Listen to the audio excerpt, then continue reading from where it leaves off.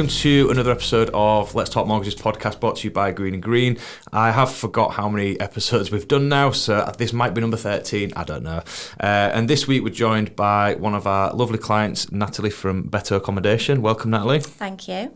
So for the people that don't know you and your story, you've got quite the portfolio and quite the story in property. So tell us, first of all, how you got into property. So I was in the corporate world for like 12 years, and within that job role, I would be on building sites, project sites, but it was like commercial building. So I would see like hospitals and schools kind of going from the ground upwards. Yeah. And we would basically just be involved with the lighting. But obviously on the back of that, we would see how many contractors was in the area as well. Right. But a lot of people in the industry would have their own portfolios, they'd have the little side hustles of the rental income coming in. Yeah. So I was always around that. And a lot of the electricians as well was doing it kind of after work. There was renovating and flipping and refurbing, like during the night, basically coming back into work. Yeah. And doing it as a bit of a hobby, but there was doing amazing from it. Yeah. So that inspired me, just watching them do that for many years. But I didn't feel like I had the capacity or the actual money to be able to do that. And then I basically went on maternity leave, kind of was able to take a step back, and I thought, actually, how can I make this work? Yeah. And during maternity leave, we bought a couple of properties, which we managed to source ourselves off market. Yeah. And yeah, the rest is history, really. So that's crazy, really, because like maternity, but like that'd be probably that time where you want that security where I'll go back to work. So did you go back to work from maternity leave? No, so that I feel like that was kind of like where I grew as a person, because I was in that role. I was very comfortable for like 12 years, and even then I visioned going back, and just that was my lifelong career. Yeah. But being on maternity leave, I thought, like, what more can I do? So actually, whilst on mat leave, I became a body shop rep as well. Right. And within the space of like 3 months, I had a team of like 48 working below me. Bloody hell. And I was earning a lot of money. And I thought, actually, like, you can make money work better for you. Yeah. And like, if you just kind of apply yourself and make it happen. Yeah. Because you kind of decide what time you're getting up, what time you're going to be working to. And I thought, do you know what? I don't need to be in this corporate world. Yeah. So then at the end of mat leave, Rexel was like, you can either work full-time or nothing. And that wasn't the agreement beforehand. Right. So I thought, do you know what? Now's the time. I just thought, I don't want to be in this world anymore. They'd kind of made that decision for you then, really, didn't they? Yeah, I think it was all perfectly placed. Yeah. So obviously I had body shop still running, but then I ran with the property stuff as well. Yeah. So did you do any like training courses, programs, like mentorships or anything like on that mat leave to take you where you are now? Yeah, so I did the progressive property training. Yeah. And then I just watched so many YouTube videos. Obviously, there's lots of people on social media kind of with the short videos giving loads of like education and loads of tips. And I'd like bulk myself up with those all of the time. Yeah. And it does give you loads of inspiration and loads of different ideas. And then I did meet another landlord with a big portfolio in the UK. Yeah. And I basically, I linked up with him and learnt loads from that journey as well. But I was travelling a lot during that time as well. And again, I had children who was 8 months old at the time. So it was kind of on mat leave as well. But that was obviously part of my journey because he had a lot of essay in his bag already. Yeah, that's one thing I've found. Like obviously, like doing this job is we do more buy to let than probably what most other brokers do, and we find the ones that really do something like they build a substantial portfolio have had some sort of professional training or some sort of coach in their corner. Yeah, I've done a little bit of investing myself, but I just did what I could find online, like free webinars, the books and stuff like that. But that probably limited what I could do. So with your obviously background then, so the 2 properties came first for you. Yeah. What happened after that? I was going to say, when you said about investing in yourself, I've always had a coach in the background as well. Yeah. So when... Was that from Progressive? Did you get a coach from there? No. So like literally at the end of mat leave, I met a business coach who was involved in property. Right. And he, like, we we would meet every single week on a Zoom call, Yeah. and he would put like targets in place and what I wanted to achieve that particular week, and he would drill down exactly how we would achieve them. Yeah. And then going forward, I tried to, because he wasn't from Hull, and I like to connect with people and actually meet people face to face. Yeah. I then went looking for another coach that I could actually do that with. Yeah. Met with quite a few different coaches and just didn't get the vibe from them. But then I met this lady at an event that I went to who's from Doncaster. Right. And she's now been my coach for like the last 4 or 5 months. Yeah. Because you bought your first 2 properties how long ago? 7 years ago now. And then it's really ramped up these last couple of years, hasn't it? So, Yeah.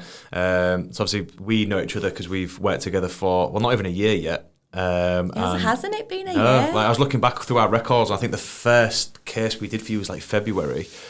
Okay. So I use you like as a bit of a case study to our other like investors in terms of like what you're doing and stuff. And I thought I was driven, and then like now I've met you, and it's like having 2 young kids plus this plus the other things that you're looking at is it. That was why I wanted you to come on, because it's quite an impressive and interesting story. So 7 years ago you bought the first 2. Yeah. What was the next step after that? The next one was, I think because I had a couple of SA units, so that was bringing in revenue, had a bit of money in the bank, and I abridged a deal. Yeah. So I basically stuck a 20 grand below, it was just with an estate agent, I stuck a 20 grand below offer on, and it got accepted. Yeah. But then I was having issues with, because I wasn't using people from Hull, I think that's like a massive part of my journey, making sure that you use people who you can actually have proper conversations with. Yeah.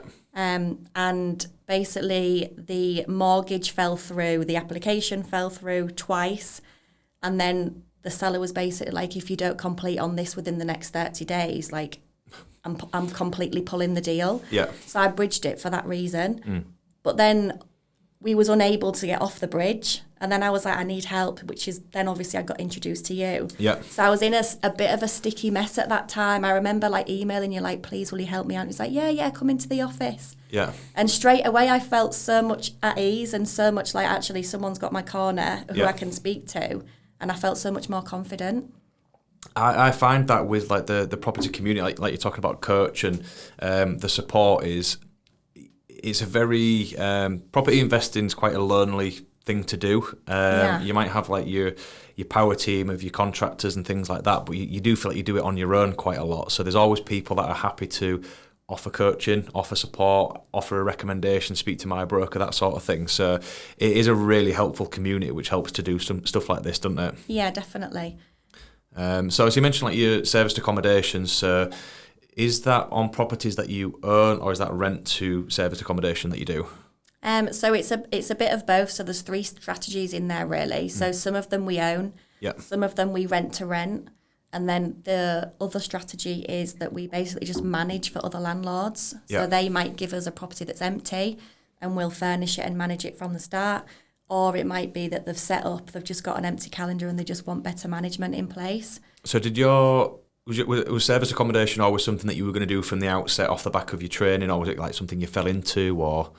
It was always something that was interested in, obviously because of the fact it brings in a lot more revenue. Yeah. But given the opportunity to kind of look after a bigger bag of serviced accommodation, I knuckled down and learned like the like Booking.com and Airbnb. I learnt those inside out. Yeah. And that gave us a great head start. But then obviously the biggest factor for us is making sure that we've got the longer term stays. Yeah. So the contractors like the insurance firms and the council is a big thing that we do. So just on that, the people that don't know what serviced accommodation is, how would you describe that to someone that's never heard of it before?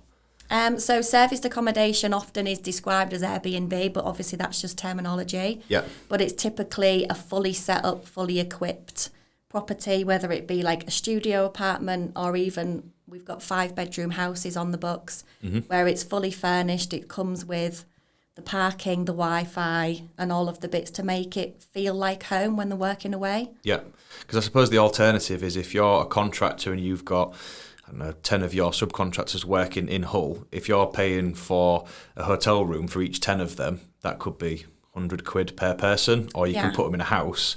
and it is like home, and it'll be cheaper for them as well, right? Yeah, and they enjoy it more because a lot of the contractors like to cook their own dinners. Yeah. They like to have a space to be social. So they've got the lounges and they've got the kitchen and dining areas.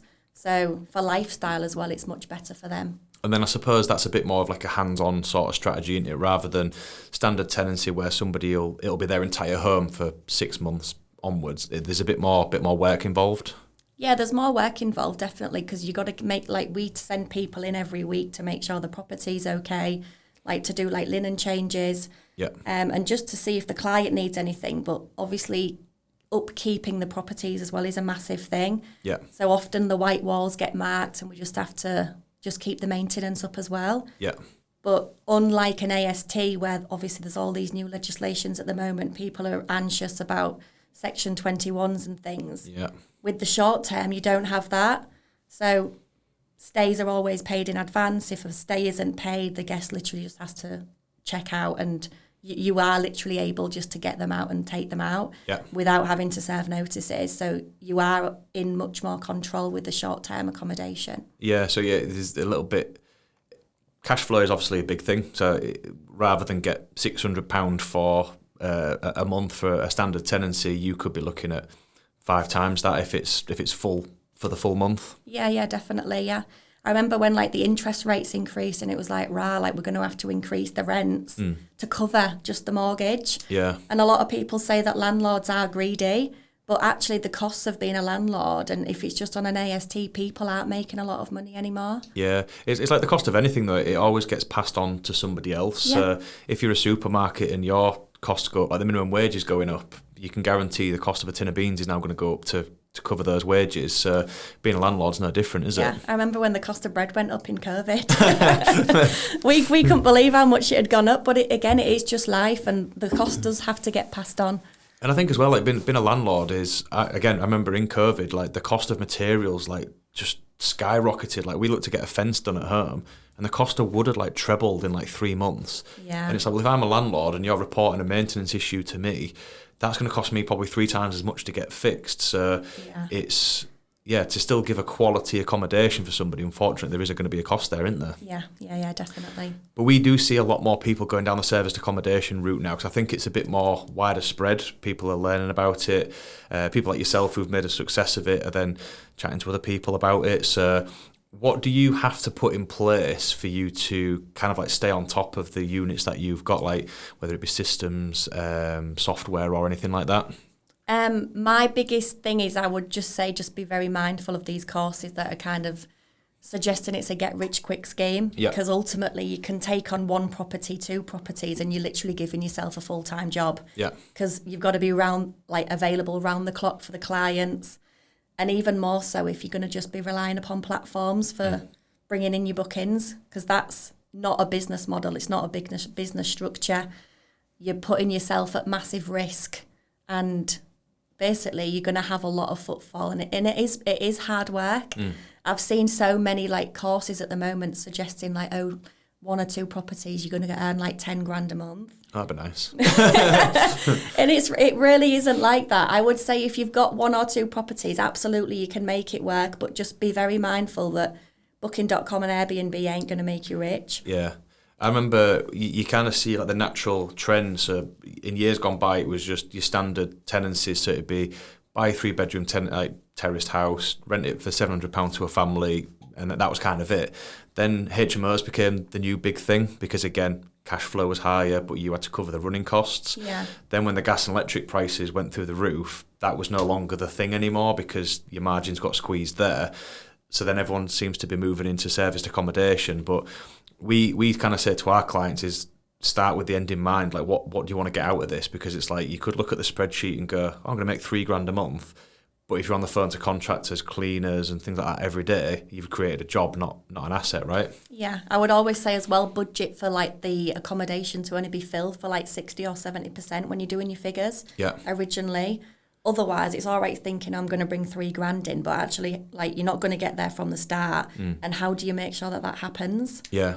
So you advertise through all the main platforms, Booking.com, Airbnb. Is there any others that you advertise through?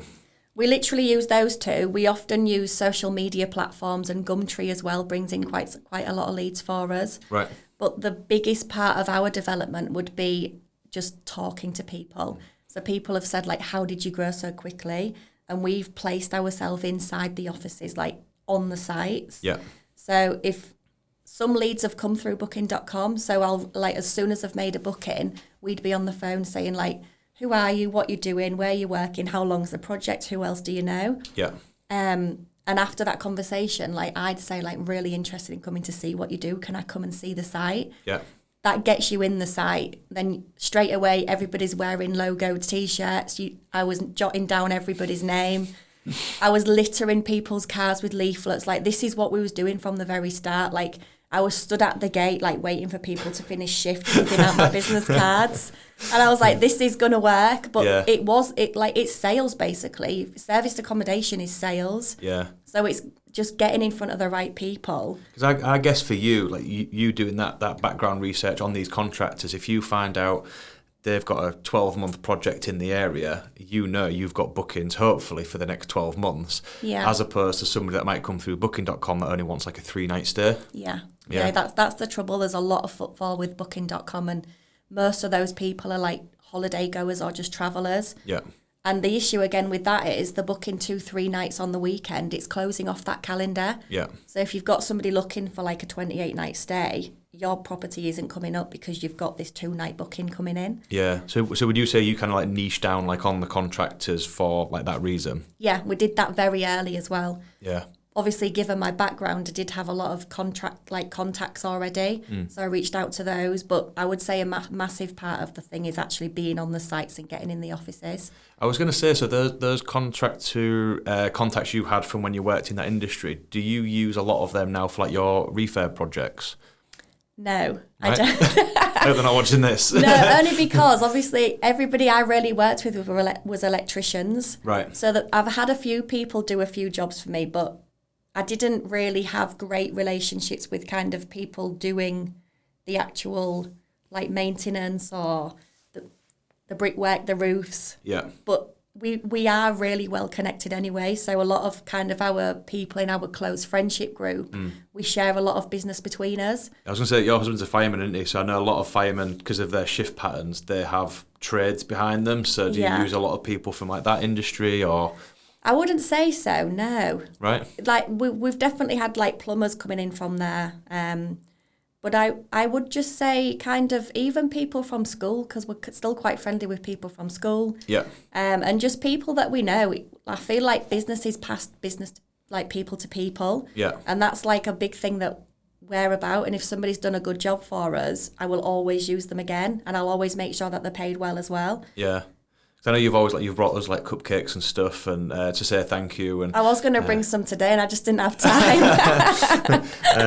But yeah, that's kind of like another like interesting point is, especially for somebody like yourself that has scaled such a personal portfolio, which we'll touch on, is having those people like in your corner that you can rely on. Because, not saying this is true of all contractors, but stereotypically contractors are unreliable, so once you find a good one you want to keep hold of them, don't you? Yeah, definitely. And the way that we've scaled as well is looking after the people. So we look after people who work for us and look after the people who use us. Yeah. So like every Monday there's always stuff going out and contractors in the houses. Like every Friday we send them pizza. Yeah. So that's kind of grown all of those relationships, and they look after us, we look after them. So you have the same team that do maintenance on the service accommodation as well as your private portfolio, use them for everything? Yeah, we've got kind of like a bucket of like 2 plumbers that we use, 2 electricians, and it works because I'll say like this guy's on this job and they can talk with each other.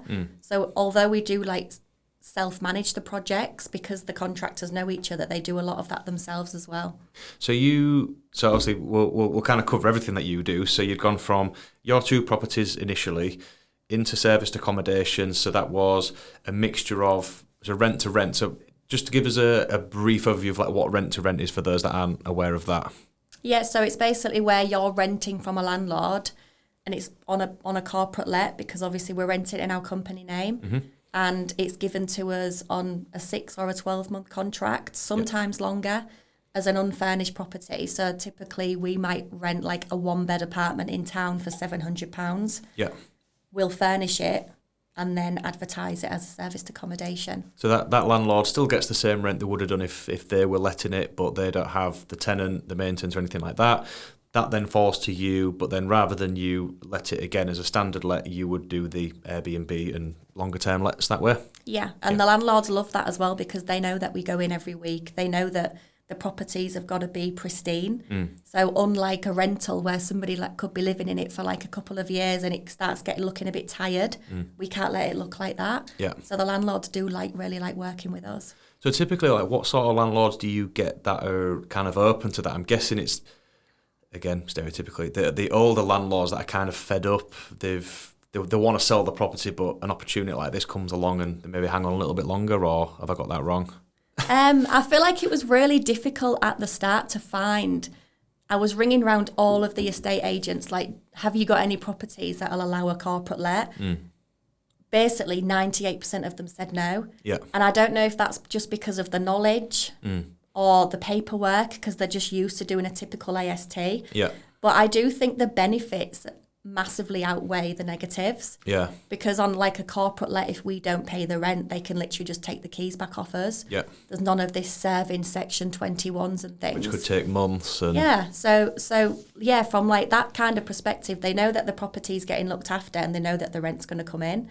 So do you think like rent to rent and things are going to increase, obviously with the new renters' rights bill coming in next May, I believe it is? So do you think that's going to change landlords' perspective, do you think? I think so, yeah. I don't know if it's just because of the people that I'm now around, but there's so many properties that you can get on a rent to rent now. And people are considering it more. I have landlords ring me quite often just saying, I've got this 2-3 bed house. Yeah. Like, are you interested in taking it? And it's because they know that they're not going to have the headaches that potentially they can have with a tenant. And I think that's the hard thing, is if you've got a good tenant, they're like gold dust, aren't they? Because if they stay long term, you don't have that period where I've got to refurb this to get it back on the market. Am I going to find someone? How long is it going to be empty for? Yeah. I'll take it off you. I'll do the refurb to get it up to the standard I want for serviced accommodation. So it's the more you hear about it, I think the more it becomes common knowledge, and with the tax changes and everything like that, I think next year and onwards there might even be more opportunity for that. Yeah, good tenants are hard to find. And so many of my peers kind of say like the first 2 properties do just have the original tenants in. They look after the properties and they've never not paid on time. So I think it is about looking after people as well. Because some of my peers have said, why haven't you changed that to serviced accommodation? And it's fine, it's running well, and the good tenants. So to me as well, looking after people is a massive part of what we do. And I think you giving them a good product at the beginning goes a long way as well.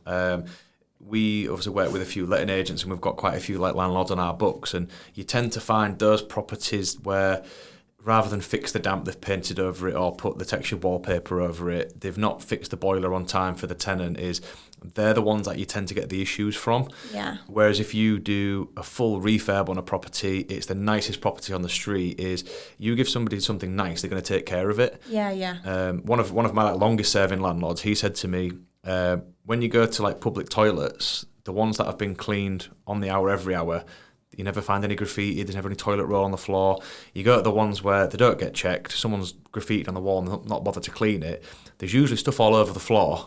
People don't put stuff in the bin because it looks like, well, if they don't care, why should I? Yeah. So if you're doing a good job at the beginning, you've got a lovely place, then you're going to get the best tenants, aren't you? Yeah, I definitely agree with that. And paying the highest rate as well, which is what you want. And the issue is always just going to come back round anyway, so I don't understand why you would just put textured wallpaper on. Yeah. It's going to come off and you're going to end up with the same issue. Like, let's get it done whilst there's no tenant in there. Yeah. That was one of the things I was joking with Oliver on the podcast before, was when I used to go viewing properties for us to buy as buy-to-lets, one of the biggest red flags I would see was mismatched textured wallpaper. It's like you've clearly done it once and painted it, and then an issue's come through, but you couldn't find that paper again, so you just chucked anything on. I was like, I can guarantee there's a damp patch there. Yeah. So when you kind of set out, you bought the 2 properties, you're going to serviced accommodation. Like, what was the goal when you first started? Was it cash flow? Was it to build a portfolio worth X, or?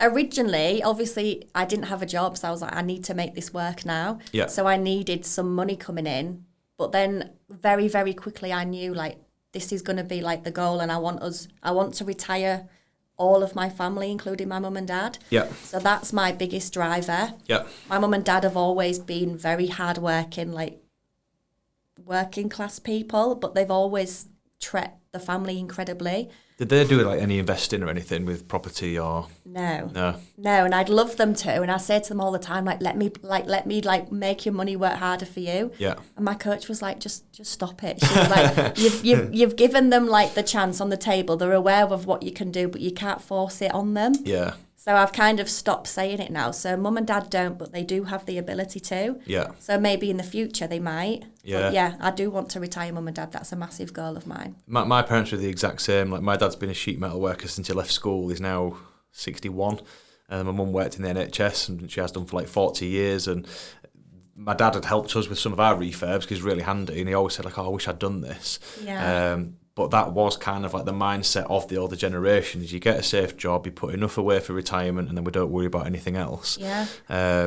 So for us to then be self-employed, to then invest in property, it's almost like a little bit alien for them. It is. And even in schools now, when you hear it, it's like, oh, like what career are you going to choose, or need to get these grades and need to do like this exam. And I feel like they're not educated enough just about business or about other opportunities or about money working harder than it can. Yeah, like real life skills about how tax works and how you've got to save for retirement, how pensions work, like actual real life things. Yeah. It's quite scary, really. So we kind of touch on your personal portfolio. So obviously the service accommodation was to go in place you didn't have to go back to work after maternity, but you've built a pretty impressive personal portfolio in such a short space of time as well, haven't you? So how many are you up to now? Well, you say that, but I don't feel like I should have done double to what I've done. Although so many times I ring you and you're just like, no, Natalie, no. So I did think, like, if I think, like, what's my biggest struggle, it's probably, like, just James saying no. I am good at crushing dreams. I remember when I rang you about the residential property and you was like, just no. I'm like, okay, not just yet. So if I was trying to tot it up earlier, so if you don't mind me sharing your personal portfolio, I think once these ones complete, I think you'll be up to 12. I'm not sure. Even you've lost count. I thought it was 15. Well, I keep looking, and I keep getting a different figure. It might be 15. I'll have to double check. I'm but, not sure. I'm going to say at the beginning of the year, I had a goal to hit 15 by December. And you had 2 at that point. And I had 3. So, yeah. I had 3 at the beginning of the year. Yeah. And I was like, I've got to hit 15. And I have an American fridge at home. Yeah. And I've got whiteboard pens all over the fridge. Yeah. And all of my goals are written on this fridge. And every single morning I'm making breakfast, like I'm telling myself I'm going to do this. Yeah. So on there I've got like holidays I want to go on, like business goals. Yeah. Things for my family and mum and dad. Yeah. And I feel like that has been a massive driver for me because it's in my face all day, every day. Yeah, first and last thing you see every day. Yeah. So if once you get to 15 this year, then what's next year's goal then? 40. Oh God, we better take on some more staff. I met this lady and she was like, I feel like, she said, until I hit 4 million, I didn't really belong in the room. Right. Okay. So I thought, do you know what? I feel like that's where I'm at. Like I want to be able to inspire people and also teach people. Because I'm not scared about like giving people the contacts or showing people how we done it. Yeah. So I'm guessing that's a 4 million worth of portfolio. Yeah. So I feel I did understand what she meant when she said that. Yeah. I think I can kind of work out where that 4 million figure comes from then. So if you've got 75% mortgages on all of them, that's a net worth of $1 million then, isn't it? Yeah. Yeah. So 4 million is the target for that. Do you have like a cash flow target that you aim for? Or I think I already know the answer.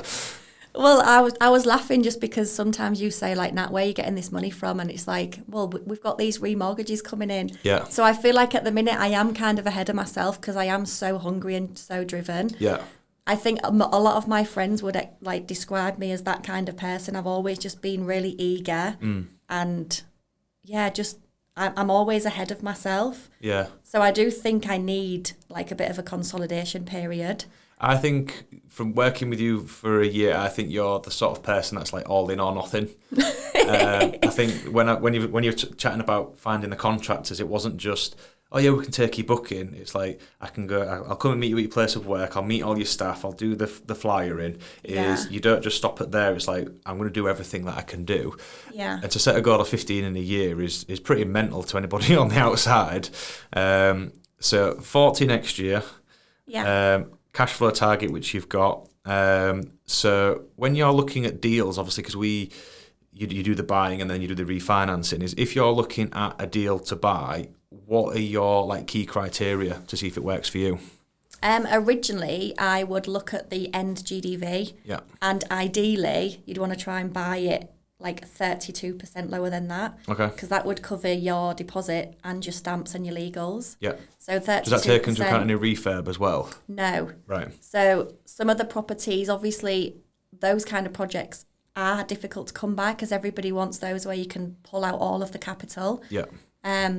So that's the basis that I would work on. A lot of them, you'd end up kind of pulling out half of the deposit. Yeah. But so long as you've got kind of money dripping in the background, you're still able to like continue recycling that cash flow. But 32% off the end value is kind of where I would work it from. Because it is the cash that slows people down, isn't it? Because obviously a 25% deposit is a big chunk of change, so that is what slows. I'm chatting with a guy at the moment who's got £200,000 to invest, but eventually that is going to run out unless you recycle it. So you go through the buy, refurbish, rent, refinance model, don't you? Yeah. So 32% then. So how are you finding those properties like at such a discount? So a lot of people say to me how do you do it? And because if you are just doing it as a standard rental, the biggest bit of money is going to come from buying it right originally. Yeah. And also, rather than trying to find like the right house, you need to go and find like what is going to fit your strategy rather than just looking for this house. Yeah. Because so many people kind of focus on, like, I need to find a 3-bed house in like HU5. I would think, actually, I need to find a property that's 32% below market value, no matter what kind of 2-3-bed house. And I know typically that I feel like I've played it safe because like all of mine, apart from one, are 2- and 3-bed houses between HU4 and HU6. Yeah. People say, why do you stay there? And I got brought up in that area, so I know it works as well, know it really well. I've lost my train of thought. So you're looking for 32% below market value, not overly precious on the area. It was the discount kind of came first. Yeah, and also people say like you can invest out of town. Again, I've managed stuff out of town and it's much more difficult. Yeah. So for me, I would always suggest do it in your hometown, especially if you're up north. Yeah. Up north, yeah, that's right. Because obviously people in London are investing in north, so why would we then go to Midlands to go invest? Yeah. To me, it doesn't make sense. Yeah. What was the question that you asked me? Kind of like your non-negotiables, like when you're like looking at a deal. So 32% below market value was one. Yeah. Not overly particular on the area. Do you run it on the basis of that it's going to be a serviced accommodation and you run your cash flow figures on that, or do you run it on worst case scenario, if it's a standard let, I'll get X? I always run it on both. Right. So it's got to work as a rental because in many years to come, serviced accommodation might have shifted. Yeah. So I feel like you always have to plan for both. Yeah. But when you're saying about how do we source them, so often I'll throw in just a really random amount. And it did pay off recently. This year there was a property and it was on the market. I think it was on the market at like 100,000. And I offered 80 and they said, oh no, sorry, like they've actually accepted an offer. And I think it was like 95,000. Right. 2 months later they rang me and said, oh, you're still interested in this? Because it's fallen through. I was like, well, I am, but my offer is still the same. Yeah. And they actually ended up offering that. So I would say just make sure that people are aware of your offer. Don't be like shy to offer way below what it's advertised for. Yeah. And another one is obviously using the property sources because a lot of deals for us do come through them.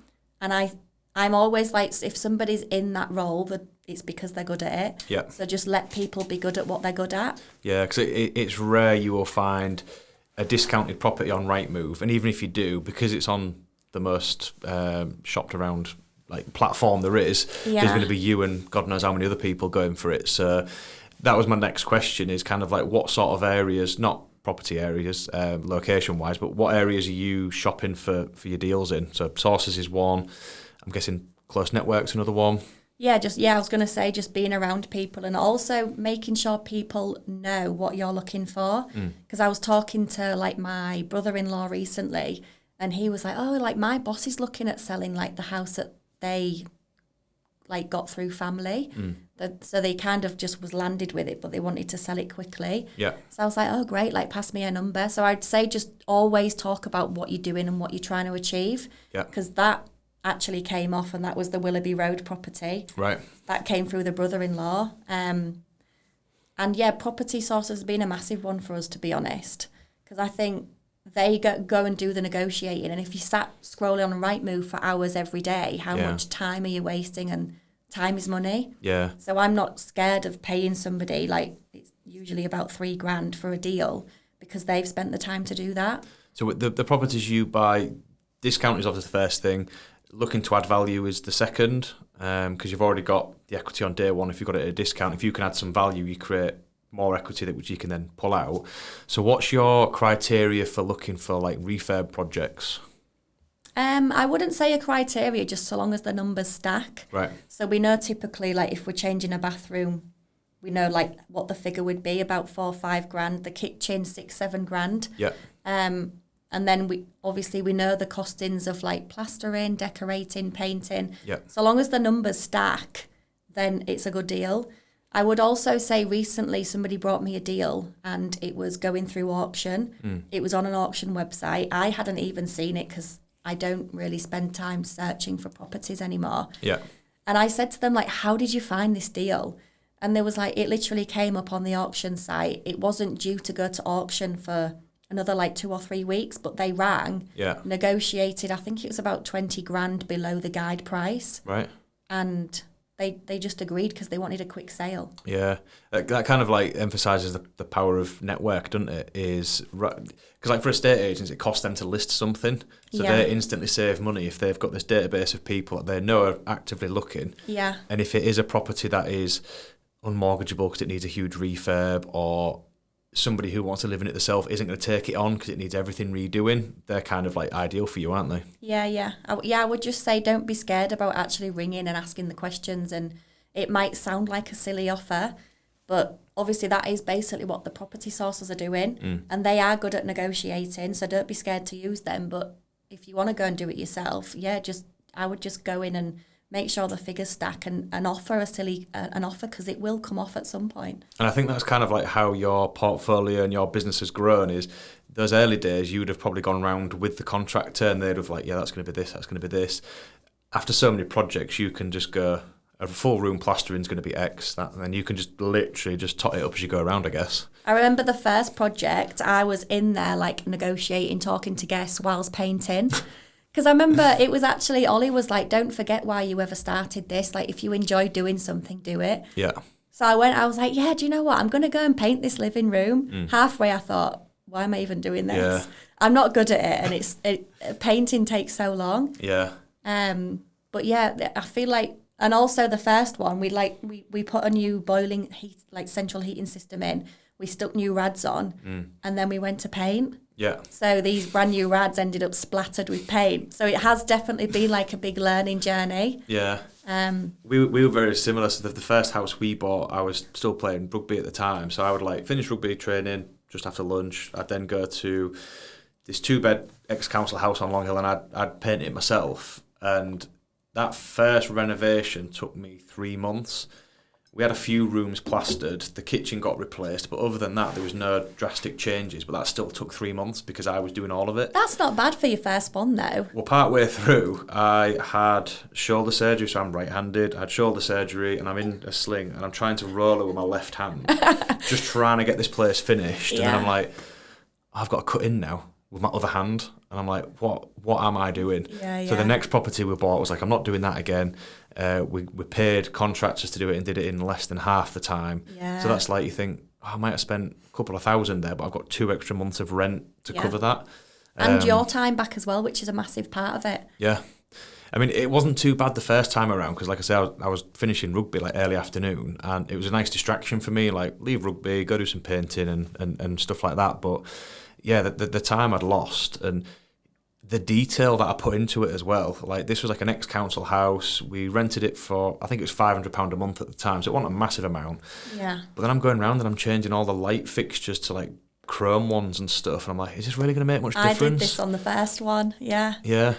So, like, kind of like with your SA stuff and what you've got now, you're doing like high-end stuff, but you must draw a line somewhere on the sort of detail that you go to and the expense as well. Oh yeah, like I've seen like, I mean, we've definitely put stuff in the past and it's just unnecessary, and we think, why have we spent? It's cost us an extra £3,000 for these extra little bits, and ultimately the nightly rate's not going to change. Yeah. I've seen people put in so many like gadgets and sensors and really cool things. Yeah. Like boiling hot water taps. It's £1,000. Yeah. But is that going to change the rent or the serviced accommodation nightly rate? It isn't. Yeah. If you've got parking and Wi-Fi and the house is immaculately presented, that's all they're bothered about. Yeah. I suppose for these contractors as well, they're not there that long, are they? Like, they want a clean bed to sleep in. Yeah. Somewhere where they can easily prepare food, and then maybe just somewhere to have a bit of downtime, like Netflix or doom scroll the internet or something like that. Yeah, like, that's it. Putting TVs in all the rooms, giving them Netflix. That's what they're bothered about. Yeah. Not all the fancy dancy stuff that they don't even have at home. Yeah. So what's your kind of like, I know you mentioned like buying 40 properties next year, but kind of with what you've done this year, the changes you're seeing around renters' rights and the budget and everything like that, is that changing anything for what you're going to do for next year? For us, it's given us more opportunities. So we would often, we work with quite a few out-of-town landlords, and they was coming to us kind of saying, shall we do it on a short-term let or shall I just rent it? So I was kind of displaying the options for both and what they would achieve. But then I was passing the long term to like estate agents. Yeah. So we have opened a letting side and become compliant there, so that Amazing. if somebody decides to go down the standard AST route, we can support them with that as well. Yeah. So that's been like a massive change for us. We have just taken on a staff member to be able to support that as well. Well, congratulations. Thank you. That was a bit of a scary kind of zone to be in. So is that the first person that you will be kind of like delegating stuff to and like actually employing as well? Employing, yes. Yeah. With the serviced accommodation stuff, we do have we've got a couple of basically like self-employed people that do run a lot of the day-to-day stuff. Yeah. So they do like the client liaising and all the cleaning, the checks and all that kind of thing. And we've got a system where they do videos in every apartment or house every Friday. Right. So it's visible, like their checks, so we can see exactly what's going on. Yeah. But yeah, then we thought, how do we grow? But I feel like it was a bit of a scary kind of place. Like somebody said, why haven't you employed yet? And I'm like, because it's the unknown. Yeah. Who knows? Like the actual rules and the law, employee handbooks, the contracts. Yeah. And I just felt like it was a whole other kind of ball game. Yeah. So I was stalling on it because it just felt a bit nerve-wracking. And Yeah. like you're then basically, you need to bring in this money because you're now looking after their family as well. Yeah. And that's one of the things that kind of like drives me personally is like, we're filming this now before Christmas, is you look around and you're like, what I pay these people is like how they're going to enjoy their Christmas. So you're like, Wow, yeah. You think, I want to sort my needs, but then I have to look after these people as well. Yeah. So those days where you feel like, oh, I really can't bother today, it's like I have people that now depend on me. So yeah. Not that you need any more drive, but it's probably going to give you a little bit more. How many have you taken on this year? Well, we took on Chris this year. We took on Charlie last year and then Anna the year before that. So I mean, that's amazing, isn't it? Yeah, and we couldn't do what we do now. Like I wouldn't be recording this if it weren't for those guys. They keep things running, so I can do things like this. So. Yeah. But employing that first person is always the hardest because at the moment you've got everything up here. Yeah. You then need to document and teach somebody else it. But then once you have done it, they then teach the next person. So Hopefully that should make a huge difference for you next year.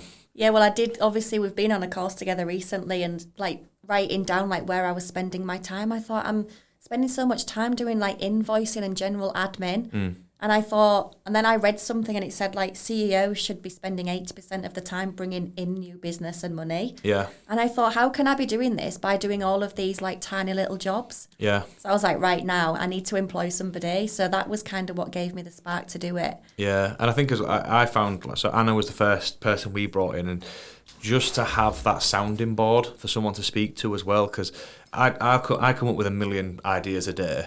Not all of them are going to be great. I need someone there to tell me, like, that one's crap, don't do that one. Yeah. Or, oh, yeah, I think you should do that one. It's like, right, we'll pursue that one a little bit further. But, yeah, just to have somebody else to bounce off is amazing. So they're going to run the letting side for you. Well, they've got experience in property and they've Right. been involved with it. They are one of the subcontractors who's always kind of dealt with the serviced accommodation side. Oh, perfect. So we have just put them on like a social media course and a lettings course. Yeah. So I'm very much about like growing people, and because I feel like in my corporate world, I was talking to someone the other week and I said like some of the managers, how did they get in those roles? I feel tight actually because they might be listening to this because I'm still connected with them, but did they get the best out of me? No. Like, was I encouraged? Was I trained? Like, no. Yeah. So I feel like because I've had that, I want to make sure that anybody that's around me is actually given those opportunities. That's a massive thing for me. Well, all the guys that work with us have got some sort of corporate background, and yeah, they learn to hate it because you just become a number. Yeah. Like even the amount of time you spent on the phone was tracked, and it's like, oh, we've allocated 15 minutes here where you weren't actually active. And it's like, well, yeah, I was going to the bathroom, I was making a cup of tea or whatever, and you're just like what, really? You just become like a small cog in a big machine. So if you're treating them like people, then they are going to stay and maintain the same standards that you've set. So lettings is kicking off next year. More investment for you with the tax change or anything like that. Like I say, I think it's going to create more opportunity for those professionals like yourself, where you get those that sit on the sidelines of, I might do it, I might not do it. Another 2% tax or whatever, that's going to get rid of them, which presents more opportunity for you. Yeah. So where are you going to be kind of like doubling down your efforts next year for the sourcing and things like that, do you think? Next year, my focus is going to be growing the letting side, which obviously will then complement the investing. So that's because obviously the staff member is going to be able to take on a lot of the admin for us. So will they manage your properties in there to start off with? So there's already them to look after plus taking on others. Yeah. So, but their time will be split between serviced and lettings. So you're keeping them separate? Are they all going to be under one? What, do you mean two companies? Yeah, so the letting company, is that going to be purely for long-term lets? Or is it going to do, right, and then you have just long-term lets. And then we've got, we've got two different companies. Right. So serviced accommodation and then lettings. Yeah. So then people have got both of the options. Right. Cool. I mean, in Hull, I don't know many people that offer even HMO management. Like, very few will offer that, let alone serviced accommodation management. So you are the first person that I know of in this area that will specialise in that. Apologies if there's people out there that are already doing it and I'm out of where. Yeah, I'm in the wrong circles. I think for us is, because service accommodation is really new, or it's on a rent-to-rent basis. If you're doing a rent-to-rent, you don't need a mortgage, so we don't get asked about it because you don't need us. Service accommodation is getting bigger now, and there are more providers for it. So we are hearing more about that. But yeah, in terms of the management, is once you've come to us for the mortgage, it's kind of up to you to manage it. So we stay out of it. But yeah, apologies to those that are doing it. Might need to advertise more. I don't know. But yeah, you are the one that I know that'll be doing that. So have you? It's interesting to hear you say that there's so many other people looking for like the serviced accommodation product. Yeah, I'm assuming that's in Hull. So it's a funny one because I meet a whole spectrum of like investors. So I get those like yourself that are well experienced in it, you know exactly what you're after, you know exactly how it works. But then I get some people that are clearly fresh off a course and they just say the words that they've heard on the course. Okay, yeah. And so I'm looking for a holiday let mortgage, and I'm like, with all due respect, any holiday let lender isn't going to say that house on Holderness Road is fit for a holiday let. It's like nobody's going to holiday on Holderness Road, are they? I was going to say honest. Holderness and holiday has never been a thing, has it? No. Whereas if you was like, I'm going to buy a holiday let in Bridlington or Cornwall, all right, yeah, fair enough, that's a holiday destination. Is you're looking for a short-term let serviced accommodation product, which is completely different. Yeah. But again, they run the figures on 70% and things like that. So there are more and more lenders coming out because there's not many of them. The rates and the fees are often higher. So we get some people that are like, oh, I'm going to do this, but the rate's a bit naff. I'm going to do it on a normal buy-to-let. Can I have this mortgage? I'm like, you do know you're not meant to, but that's up to you. Yeah. So I think as time goes on and more people go into it, I think there'll be more competition, more providers doing it, and yeah, better terms, I think. Yeah. But yeah, we're kind of fresh off the budget, aren't we? So that's fresh in my mind in terms of like what we're talking to people about. And stamp duty's not changed, so that's still 5%, unfortunately. The tax will go up, but not till 2027. So next year is probably a year where I think people might go a bit ballistic, get it all in before the changes happen, and then see what happens, I guess. Yeah, I was going to say, there's so many like landlords with like 1 or 2 properties at the minute that I'm talking to who are so nervous, and I think it's just a lot of it is just knowledge. If once we kind of talk through like what's actually changing and how it will affect them, I don't think the changes are that drastic to what like the news is suggesting. But I think it's again like a massive thing for me is being amongst the right circles, networking, and being around people who are in the know. Yeah, I think like that knowledge part is, if you actually look at the changes that are coming, they're not all at once. So I looked at it, and some of them, like the mansion tax, don't kick in till 2028. Yeah. So we've got 2 and a bit years before people have to worry about that. Do you have many people that'll affect? Not in Hull, no. I think there's a few people that were a bit twitchy when they thought it was going to be anything over 500,000 because, yeah, in the West Hull villages, there's quite a few that would apply to. So when it came out at 2 million, and even then, it's only going to be like a $2,500 a year like increase on your tax. Yeah. So if you own a £2 million house, I'm pretty sure you can afford an extra £200 a month to live in it. Yeah, although I did see somebody write a post the other day and it said like if you was to buy, I think it was something like crazy like a £6.5 million property in 2029. Like the amount of tax in the first year, because it had included like council tax, stamp duty, and it was colossal. I think the end figure was about 350,000. Yeah. Just in taxes in year 1. Yeah, it's insane. But then I think the other side of that is that the knowledge part is nothing's permanent as well. So even if this government do see out there 4 years and they get replaced, that new government's got their ideas. So some of these might not even see effect because they might change it before then. Yeah. And I think it always does create opportunity. Is kind of like when the tax laws changed around personal property buy-to-let, like tax and stuff. Everyone went limited company route. So there's always, not a loophole, a way around.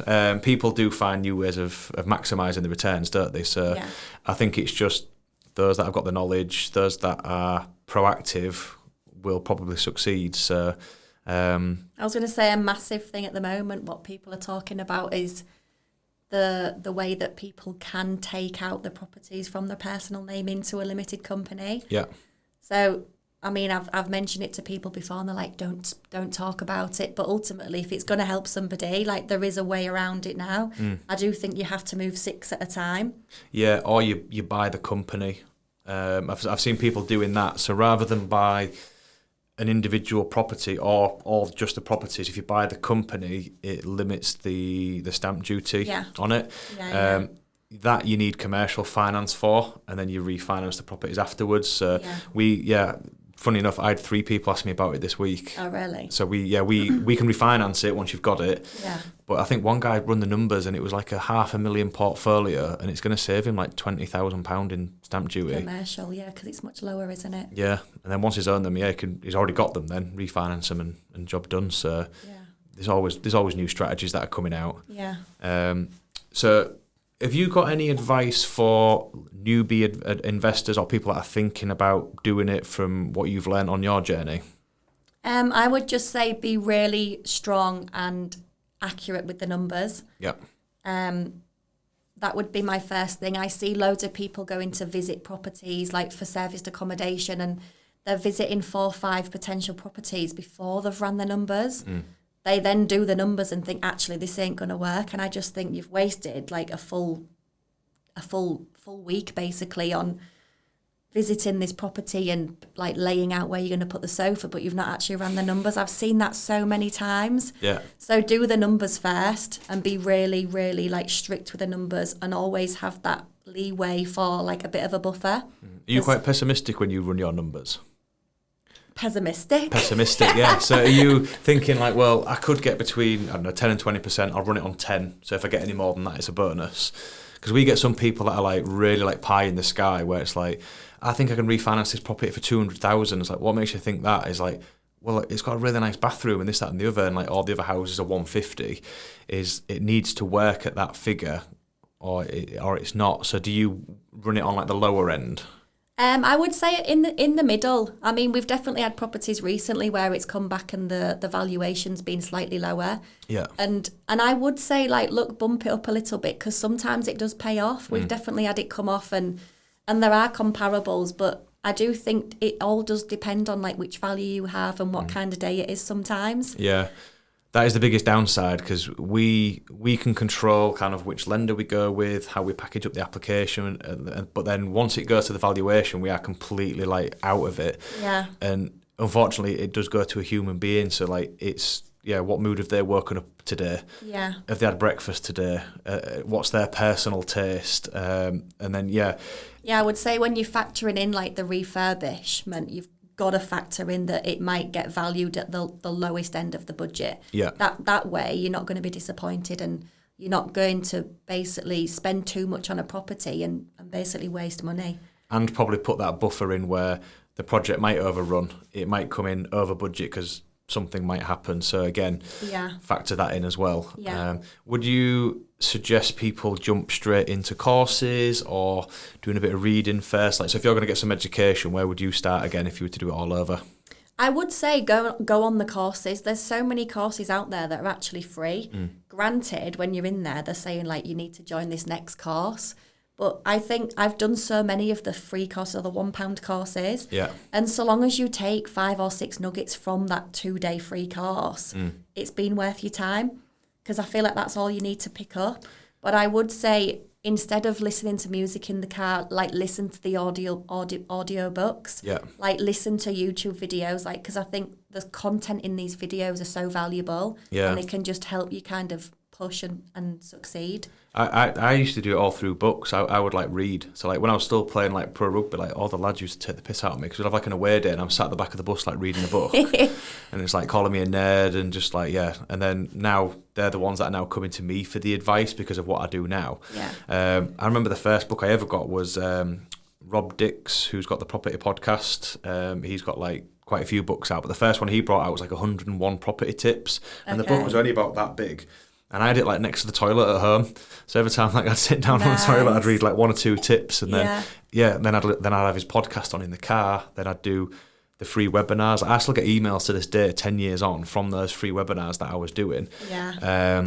So you can get to a point with the free stuff, and yeah, like you say, if you can be quite disciplined when they're saying, "Oh, I've got this like £6,000 course," and it's like, maybe do that once you've bought one property. Yeah. Because you learn more from doing dirty than anything else. I would say, like, from the £6,000 courses, I would say the biggest of asset that you get from them is the network.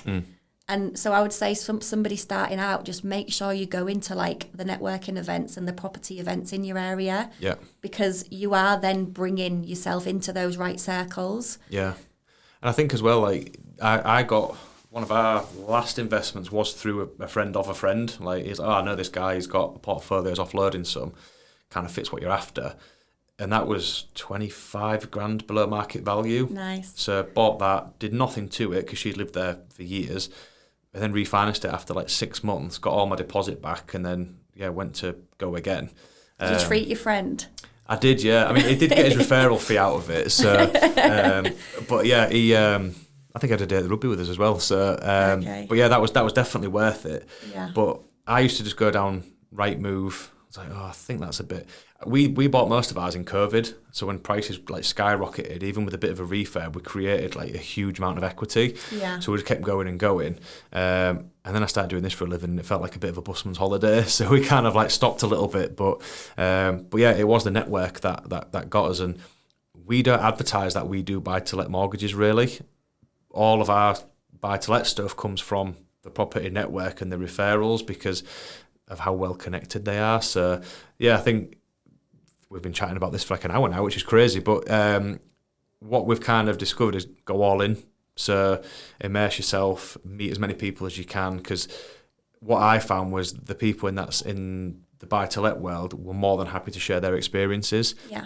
You're not buying their property off them, so they're not losing anything. Yeah. But they're like, yeah, don't make the mistake I did. I'm still in loads of WhatsApp groups, and someone's like, can you recommend a roofer? And there's like 7 names get thrown in straight away, and they can't wait to help you. That's it. There is so many WhatsApp groups, and I would say listen as well, because so many people just talk, and there's so much value from just listening. Yeah. So even like when I listen to you and like listen to your journey, like you can take so much from it. Yeah. So like be that person that actually listens and just absorbs all of the information. Yeah, and I find it really inspiring as well, like moving in different network circles and business circles. Like you sometimes live in a bit of a vacuum and think, I'm doing really well, like, I'm killing it, and then you go and meet someone else and like they're doing 10 times what you're doing. You're like, I'm not even close. Yeah, but that's great, because then it inspires you to do even more, doesn't it? It does, yeah. It's really humbling. But then, yeah, if you want to kick on, Yeah. you get that reality check, and it's like, oh, what are they doing? They're Yeah. happy to tell you. I'll implement that, and then you go to the next level. And so, do you do any like coaching with what you're doing then? Actually coaching people. Yeah, to build their own portfolios. I was going to say no, but so there are people that I am coaching unofficially. Yeah. And it's just, I say like, whatever you need, how I can help you. And they kind of bring deals and I look at the deal for them. And I connect them with people, because I think for me starting out, I went through so many solicitors, so many mortgage brokers. Yeah. There was a time when I was trying to do like the brokerage part myself. And I thought, actually, I can do this. No, you can't. There's so much value in actually like letting somebody do the job what they're good at, and they're in that role for a reason. And I think that's been like massively beneficial to us, realising that and actually passing that part on to somebody, because they find you a better deal. They like give you so much more time. Yeah. And you know it's handled efficiently and the best way it possibly can. And again, it's just so much less paperwork on your desk as well. Because I actually looked this morning about what impact using an independent broker can do for somebody. And on average, it saves somebody 20 hours of research, admin and everything else by employing someone like us to do it. Wow. But then also the cost saving as well was, even when you factor in our broker fee for doing the work, clients are on average £1,200 better off per deal. Wow. Because you've been able to go do something else. So you might, in the time that you could have spent researching, you can go get another serviced accommodation deal, or we've saved you interest by getting you the right option, saving you the time so it kicks in quicker, that sort of thing. Yeah. So yeah, paying for the advice and getting good people.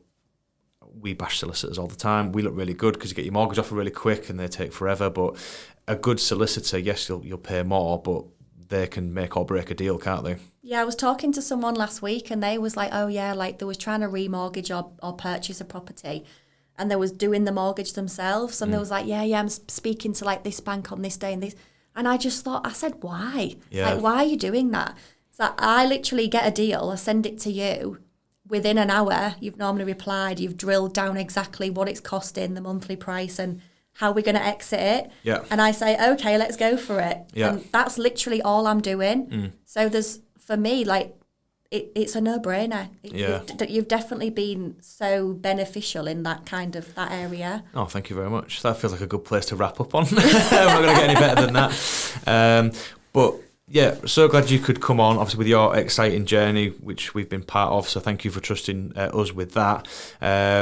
Looking forward to seeing what you do next year. But for anyone that is looking for some advice for investing, wants to get into serviced accommodation, wants someone to manage it, want all these things that you're doing, manage their lettings for them, where is the best place that people can find you and your businesses?